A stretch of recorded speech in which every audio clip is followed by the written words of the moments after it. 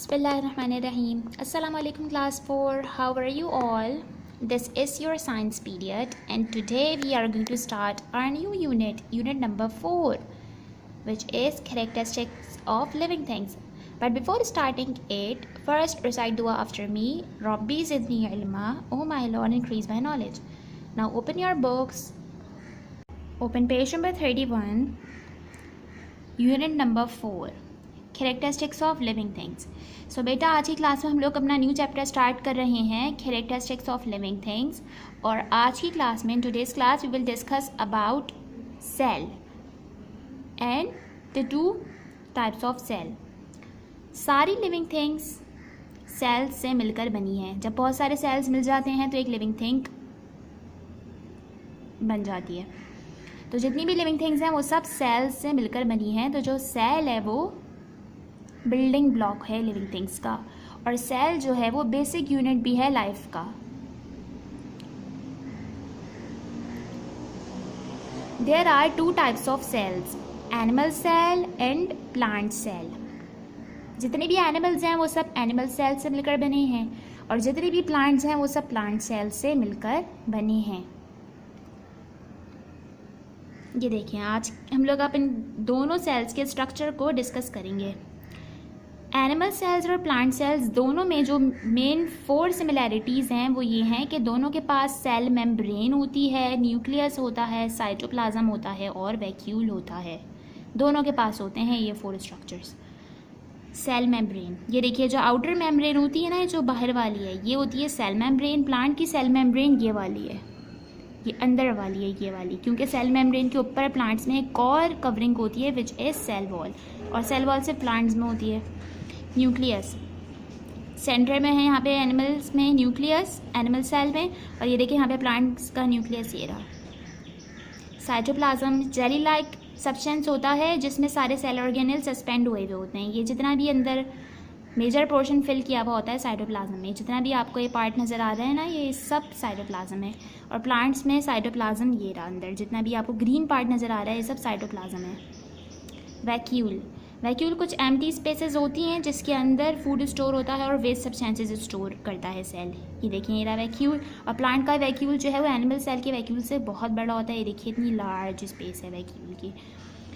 सो बेटा अब हम डिस्कस करेंगे के फंक्शंस को. सेल मेम्ब्रेन आउटर मेम्ब्रेन होती है एनिमल सेल में, और सेल मेम्ब्रेन डिफरेंट मटेरियल्स की मूवमेंट को कंट्रोल करती है कि कौन सा मटेरियल, कौन सा सब्सटेंस सेल के अंदर जाना है, कौन सा सेल से बाहर जाना है. ये सारी मूवमेंट सेल मेम्ब्रेन कंट्रोल कर रही होती है दोनों सेल्स में, और एक शेप देती है सेल को. न्यूक्लियस, न्यूक्लियस सारी एक्टिविटीज़ कंट्रोल कर रहा होता है सेल की. न्यूक्लियस कंट्रोल करता है सारी एक्टिविटीज सेल की. ये सेल ऑर्गेनल्स को ये मैसेज दे रहा होता है कि किस किस चीज़ की प्रोडक्शन करनी है, किस किस चीज़ की प्रोडक्शन को रोक देना है. ये सारी एक्टिविटीज़ न्यूक्लियस कंट्रोल कर रहा होता है. साइटोप्लाज्म, साइटोप्लाज्म एक फ्लूइड होता है, जेली लाइक सब्सटेंस होता है जिसने मेजर पार्ट कवर किया हुआ होता है सेल का, और इसके अंदर सारे जो हैं सेल ऑर्गेनल्स सस्पेंड हुए हुए होते हैं, बिखरे हुए होते हैं साइटोप्लाज्म के अंदर. वैक्यूल जैसे हमने अभी डिस्कस किया था, इसका फंक्शन होता है फूड स्टोर करना और वाटर और वेस्ट सब्सटेंसेस को अपने अंदर स्टोर करना. एनिमल सेल्स में जो वैक्यूल होते हैं वो छोटे होते हैं, और प्लांट सेल्स में जो वैक्यूल होते हैं एक ही वैक्यूल होता है और वो बहुत बड़ा होता है. ओके अच्छा, प्लांट सेल्स में 2 और स्ट्रक्चर होते हैं जो एनिमल सेल्स में नहीं होते, क्लोरोप्लास्ट एंड सेल वॉल. अभी भी मैंने आपको बताया था कि जो प्लांट सेल में सेल मेम्ब्रेन होती है उसके ऊपर एक और कवरिंग होती है जिसे कहते हैं cell wall. Cell wall tough material की बनी हुई होती है जिसे कहते हैं सेलुलोज, और ये सपोर्ट करती है और प्रोटेक्ट करती है प्लांट सेल को. तो सपोर्ट और प्रोटेक्शन के लिए सेल मेम्ब्रेन के ऊपर एक टफ कवरिंग होती है जिसे कहते हैं सेल वॉल. और प्लांट सेल्स में क्लोरोप्लास्ट भी होता है जो ग्रीन पिगमेंट कंटेन करता है जिसे कहते हैं क्लोरोफिल. ये देखिए आपको यहाँ क्लोरोप्लास्ट नज़र आ रहा है. इस क्लोरोप्लास्ट के अंदर एक पिगमेंट होता है जिसे कहते हैं क्लोरोफिल, और ये क्लोरोफिल एनर्जी एब्जॉर्ब करता है सनलाइट से और प्लांट को हेल्प करता है फूड बनाने में.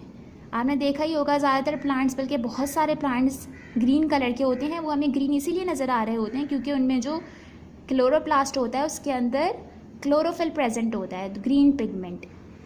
इसी वजह से हमें वो सारे प्लांट्स ग्रीन नज़र आ रहे होते हैं और ये हेल्प करते हैं फूड मेकिंग प्रोसेस में प्लांट्स की। क्लोरोप्लास्ट, ओके बेटा। सो प्लांट सेल में 2 और स्ट्रक्चर्स होते हैं, क्लोरोप्लास्ट एंड सेल वॉल, और एनिमल सेल्स में ये 4 स्ट्रक्चर्स जो हमने अभी डिस्कस किए होते हैं। सो बेटा ये हमने आज की क्लास में डिस्कस किया एनिमल सेल और प्लांट सेल के बारे में। प्लांट सेल और एनिमल सेल दोनों के पास सेल मेम्ब्रेन होती है, दोनों के पास साइटोप्लाज्म होता है और न्यूक्लियस होता है। प्लांट सेल के पास लार्ज वैक्यूल होता है, एक लार्ज वैक्यूल होता है, ये जो आपको ग्रे पार्ट नज़र आ रहा है। और एनिमल सेल्स में छोटे छोटे बहुत सारे वैक्यूल्स होते हैं, ये देखिए, ये रहा, ये रहा, ये रहा, ये रहा। एनिमल सेल्स में बहुत सारे छोटे छोटे वैक्यूल्स होते हैं। और प्लांट सेल्स में सेल वॉल भी होती है और क्लोरोप्लास्ट भी होता है, ऐसे जैसे हमने अभी डिस्कस किया है। सो बेटा you have to read page number 31 और आपको इन दोनों डायग्राम्स को अच्छे से देखना है और जो है ताकि आपको समझ में आ जाए अच्छे से, और उनके स्ट्रक्चर्स को भी केयरफुली आपने देखना है। ओके बेटा, so you have to read page number 31। Okay students, take care, अल्लाह हाफिज़।